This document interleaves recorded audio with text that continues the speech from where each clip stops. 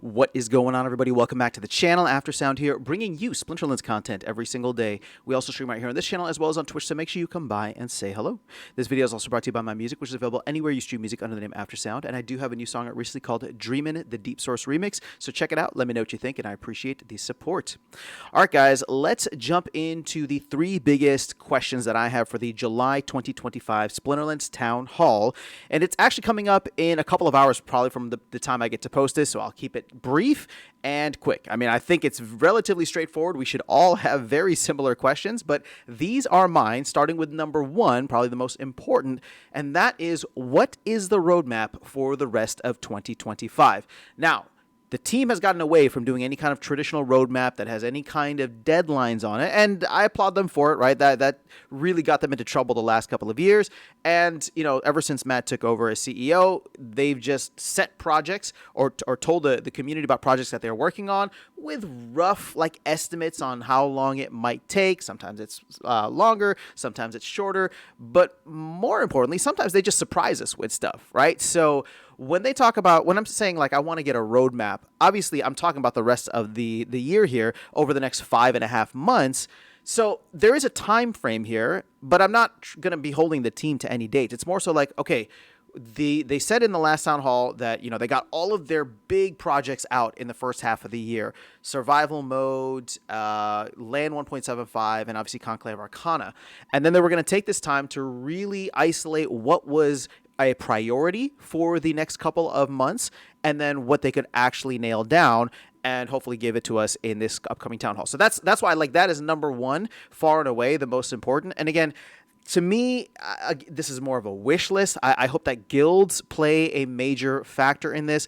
Obviously, I would love for there to be some cool land stuff. We've gotten a little bit of a teaser of that already from Cryptomancer. So guilds, land, maybe some new modes that the team might be working on. They kind of teased basic mode as well. So we may already know what they're working on, but if they can give us a little bit more clarity, a little bit more direction, and just a little bit more guidance in terms of, like, when to expect these types of things. Obviously, as I said, I'm hoping that this will be things that they're planning to put out before the end of the year, but you know, that remains to be seen. So we'll hopefully get some clarity on that. Oh, I also forgot to mention reward cards is something that they had, or I talked about on the last town hall. So don't forget that. Okay, number two. This is an important one because it leads into the question of marketing, right? And I actually didn't include that this time because we've talked about it as well. And the team is, you know, they're doing their marketing, they're testing out different things, and they're not throwing all of their resources into one area blindly. But the main thing that I'm curious about is, how are the new player onboarding and retention metrics? So we saw a spike of this with the recent partnership with YGG, and we saw a spike in terms of the amount of signups and the amount of spellbook purchases, right? Now that has tailed off, but that kind of went with, like, the rest of the market, right? The rest of the altcoin market, the rest of the gaming market. So I'm not necessarily, you know, too worried about the fact that we had this spike during a partnership and then it comes down to normal levels. That, like, you know, there's no game that's, like, growing leaps and bounds right now. And if there is one, please do let me know in the comments so that I can go and check it out.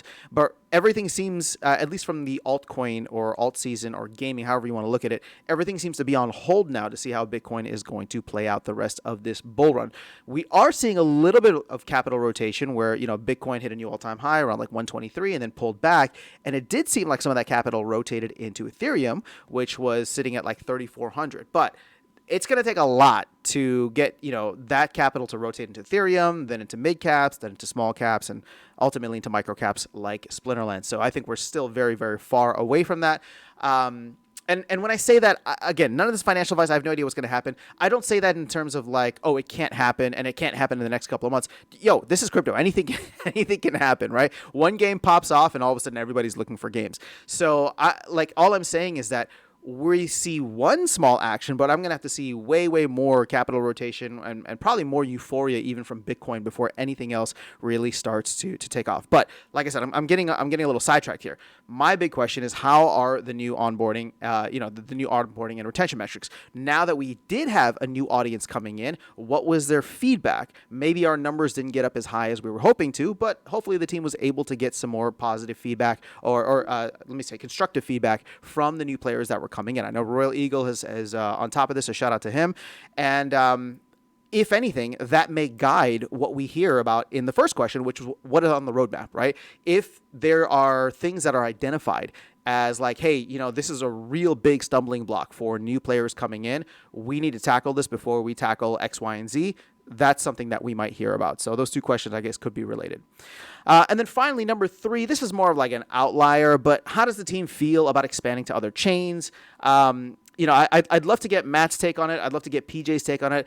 PJ's probably not going to be on the town hall. Not that I'm not wanting to hear from anybody else. If anybody else on the team has a comment, I'd be curious to hear their thoughts on it. But obviously, Matt has been around the space for a bit. PJ has been around the space as well in terms of like covering a lot of the different other chains.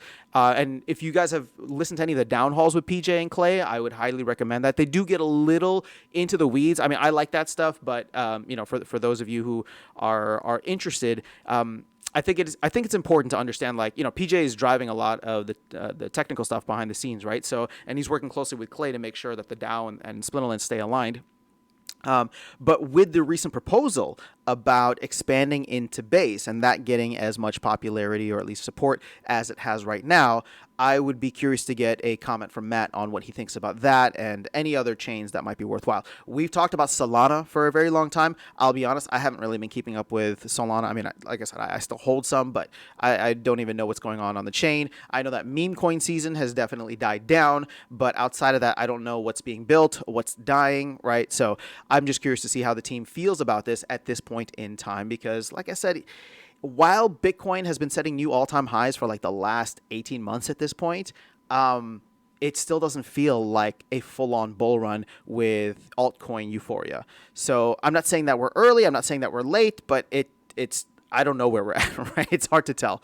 So, getting involved in this now might just be the perfect time. It might be too early. It might not, it might not even be relevant, but it seems like it's not too late at the very least. So that is all I have for you guys in this video. Let me know your thoughts in the comments below, and let me know what other questions you may have for the team in the comments. But that is all I have for you guys in this video. I'll catch you all in the next one and see you around the game. Take care.